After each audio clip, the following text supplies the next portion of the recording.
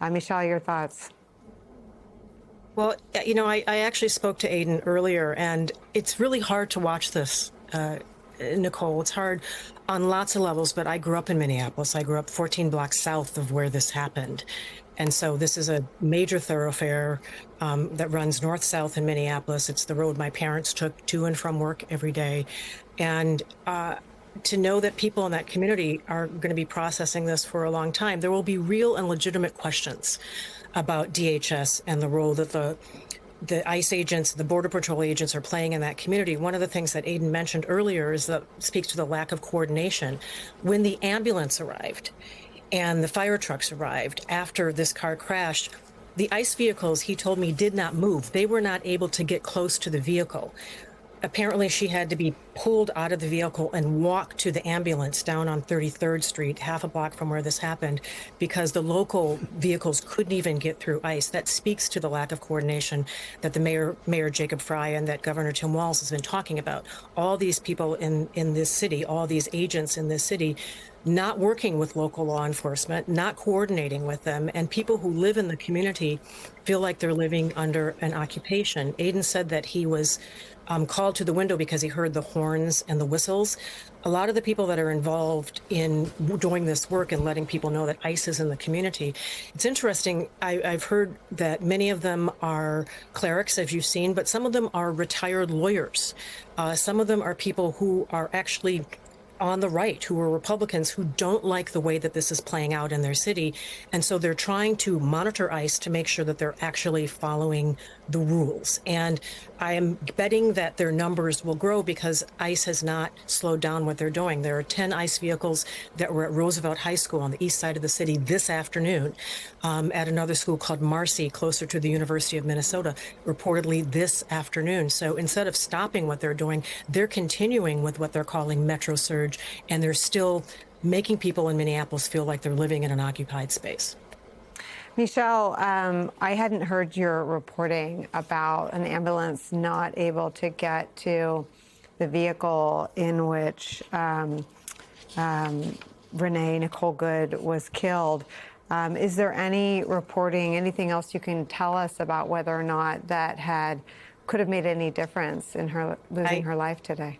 I'm going to be very careful about that. That's something that I was told by people who lived on the street and witnessed this, that when the ambulance and the fire truck came, that they were not able to get through this when he described the ICE vehicles that were parked on the street. So I don't know if it would make a difference. I was not there on the ground. I was told that by residents who live there in that block along 34th and Portland. Seems like added trauma for those residents. Jacob Soboroff, this has a lot of echoes to what you brought us from the other cities where you've reported on ICE agents. Notable to me that among the ICE and the CBP jackets, I think I saw FBI Violent Crime Task Force jackets. The New York Times is reporting today about how depleted the FBI's workforce is. And you saw there at least an individual wearing a jacket from the FBI Violent Crime Task Force today.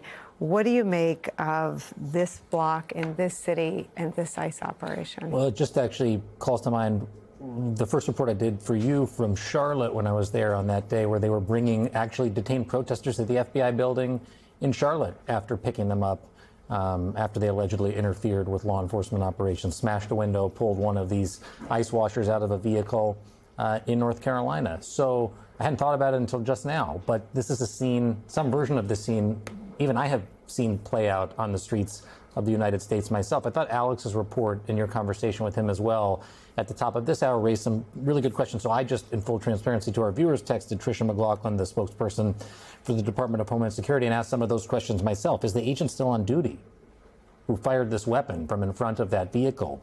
Who were the agents involved in the use of force? Where were they from? Like, where in the United States were they from? Are they from Minneapolis? Are they local agents? When did they get there? Were they Border Patrol agents? Were they ICE? Were they HSI? We don't know because they don't wear these things clearly marked on their vests. It's part of the reason it's so intimidating to people on the streets. It's part of the reason people like Renee Nicole Good go out in the first place, to warn their neighbors about unknown law enforcement officers from who knows where in the country rolling up on your block in Minneapolis to conduct I guess ostensibly the largest mass deportation effort in American history. What actually was the quote-unquote targeted enforcement operation that was happening on this street? Was there someone, a so-called worst of the worst criminal that they were going after? And if so, who was it? All of these questions haven't been answered yet, but we have been told that Renee Nicole Good was allegedly, paraphrasing, potentially a domestic terrorist. Eddie. You know, I'm just trying to wrap my mind around it, Nicole. There's so much death, so much ugliness. We're 7 days into 2026. We've been talking about the U.S. and Venezuela, talking about so much death, so much. And one wonders, what are the moral resources we have as a nation to get to the other side of this? Because what I do know is that ICE, with the one big beautiful bill, will become the largest federal law enforcement agency we have. We do know that $100 million will be invested in a recruitment surge in their targeting gun shows and military fans as they expand ICE. And so I'm just sitting here trying to wrap my mind around, what does Imago Dei mean? Being in the image of God. What does that mean in real terms, in concrete terms? And I'm trying to figure out, how does one answer the question, where is God, in relation to the other question that that woman asked as she witnessed what she witnessed: what have you done? What the F have you done? And so I'm just kind of sitting in the muck and trying to figure out, as you guys do the reporting and we talk about the politics, what do we do with all of this? Because it's affecting the soul of each of us, it seems to me. Does that make sense? Yeah, and I think if it didn't, then they'd have already won.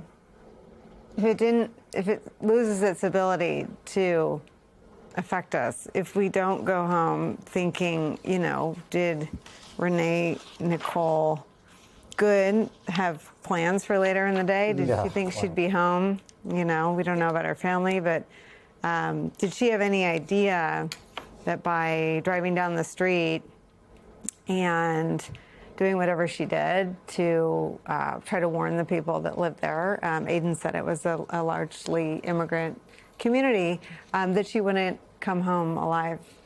You talked earlier about, and the professor's remarks make me think of your idea of rehumanization. And as we learn about who Renee Nicole Good was, thinking about what she was out there, according to her mother, to do, reminds me of the other people that we've talked about over the last many months since this second Trump administration has come into office.